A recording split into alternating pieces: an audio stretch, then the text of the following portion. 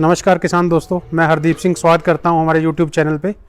हम आपको अलग अलग विषयों पे अलग अलग जानकारी हर बार अपने नए एपिसोड में देते हैं। तो हमारे कई किसान भाइयों की ये डिमांड थी कि हम रिपीट ब्रीडर पे एक वीडियो बनाएं जिसमें कि जानकारी दें कि रिपीट ब्रीडर एनिमल क्यों होता है, कैसे कैसे उससे बचें और उसके क्या क्या इलाज हम कर सकते हैं। तो सबसे पहले हम किसान भाइयों को एक जनरल बात बताते हैं कि जो रिपीट ब्रीडर की प्रॉब्लम है उसके कई कारण होते हैं। सबसे पहला कारण होता है यूट्रस में इन्फेक्शन। यूट्रस में अल्सर हो सकते हैं और उसके अलावा न्यूट्रिशन जो है, न्यूट्रिशन की वजह से भी एनिमल जो है वो रिपीट ब्रीडर हो जाता है। उसके अलावा जो 2-3 पीढ़ियों से जो एनिमल का जेनेटिक्स है उसमें भी ब्रीड वाइज भी काफ़ी जो एआई हम करते हैं उसमें कई ब्रीड्स में दिक्कत आती है। सबसे पहले हम ब्रीड की बात करें तो रिपीट ब्रीडर जो है उसमें हम या तो एआई करते हैं एनिमल की या बुल से क्रॉस करते हैं।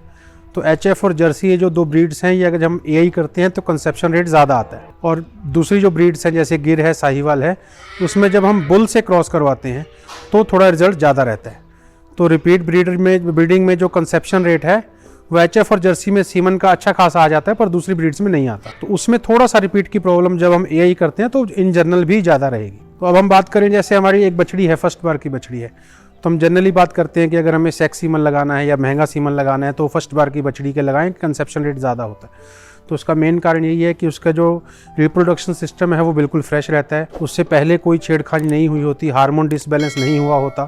तो उसकी वजह से जो है फर्स्ट बार की बछड़ी जो है उसमें कंसेप्शन रेट ज़्यादा होता है और रिपीटिंग की प्रॉब्लम, जो रिपीट होने की प्रॉब्लम है वो कम आती है। अब उसके बाद जैसे बछड़ी की हमने ये की दूसरी बार जब वो पहली बार बच्चा देती है, बच्चा देने के टाइम जब एनिमल की काविंग होती है तो काविंग के टाइम पे आरओपी के केस यानी कि जेर ना पड़ना, ये सबसे बड़ा कारण होता है रिपीट ब्रीडर का।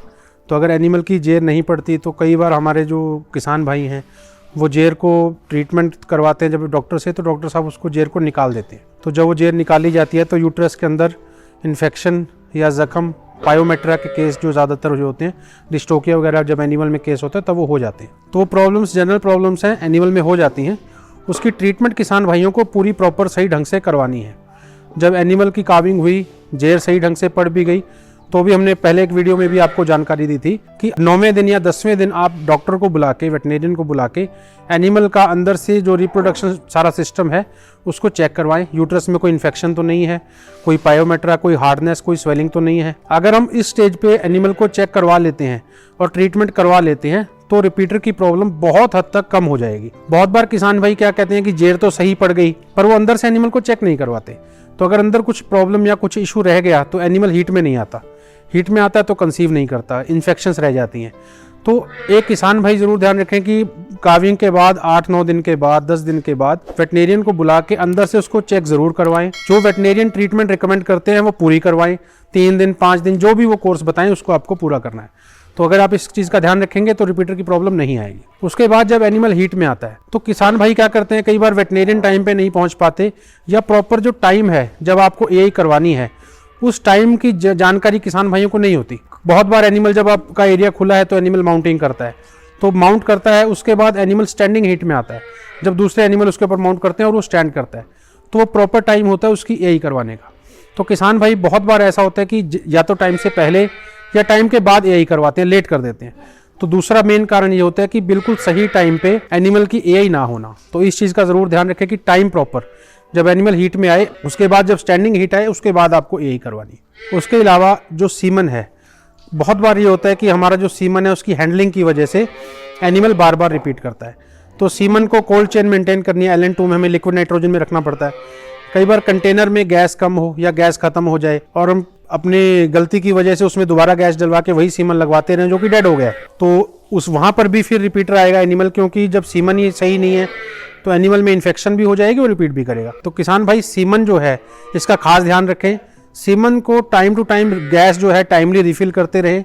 और अगर कप के कंटेनर में काफ़ी सीमन पड़ा है तो ज़्यादा नहीं तो कम से कम साल में 2 या 3 बार सीमन का जो स्पर्म काउंट चेक ज़रूर करवा लें, ताकि आपको पता रहे कि हमारा जो सीमन है उसकी वजह से तो एनिमल रिपीटर नहीं हो रहा। इसकी अगर आप ध्यान रखेंगे तो ये आपकी प्रॉब्लम नहीं आएगी। ये 3-4 चीज़ें हैं जो किसान भाई अपने कंट्रोल में कर सकते हैं। उसके बाद आगे न्यूट्रिशन, कि एनिमल के अंदर पेट में कीड़े हैं, आप डीवर्मिंग रेगुलर नहीं कर रहे, किसी मिनरल्स की डेफिशिएंसी है, डाइट प्रॉपर नहीं है, तो उसका इफेक्ट धीरे धीरे आता है, पर वो आता ज़रूर है। रिपीटर एनिमल होते हैं, तो किसान भाई न्यूट्रिशन में ज़रूर मिनरल मिक्सचर्स यूज़ करें रेगुलर तौर पे।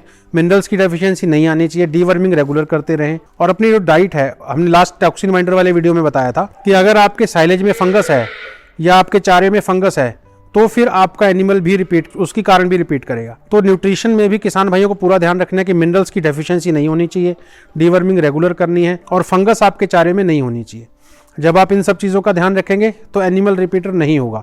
उसके अलावा भी अगर आपका एनिमल रिपीटर हो ही गया, आपने 3 बार 4 बार उसको इंट्रायूट्राइन दवाई भी भरवा दी और उसके बाद आपने एआई भी करवा दी, न्यूट्रिशन भी आपका ठीक है, फिर भी एनिमल रिपीटर है, तो किसान भाई जो वेटनेरियन लैब्स आती हैं, एनिमल्स की ब्लड टेस्ट वगैरह जहां हम करवाते हैं, ब्रूसिलोसिस या दूसरे टेस्ट होते हैं, उन लैब्स में भी आप यूट्रस से सैंपल लेके उसका कल्चर टेस्ट आप करवा सकते हो।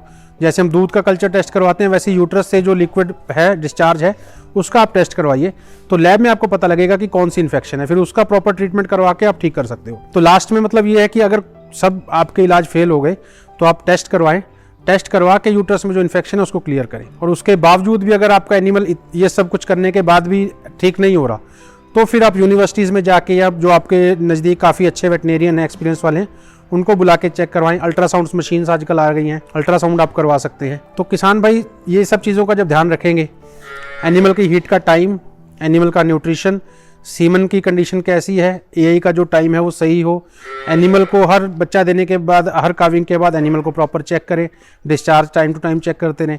जब इन सब चीज़ों का किसान भाई ध्यान रखेंगे तो धीरे धीरे करके रिपीटर की जो प्रॉब्लम है वो सारी आपके फार्म में खत्म हो जाएगी। इसको हम बिल्कुल जीरो तो नहीं कर सकते, 1-2% एनिमल तो रहेंगे, पर फिर भी आप इसको मिनिमाइज ज़रूर कर सकते हैं। उम्मीद है किसान भाइयों को हमारी ये जानकारी दी हुई काम आएगी। अभी तक आपने हमारा चैनल सब्सक्राइब नहीं किया तो चैनल सब्सक्राइब कर लीजिए, बेल आइकन दबाइए, लाइक और शेयर करना ना भूलें। कमेंट्स में ज़रूर बताएं आपको और किन विषयों पर वीडियोज़ चाहिए। धन्यवाद।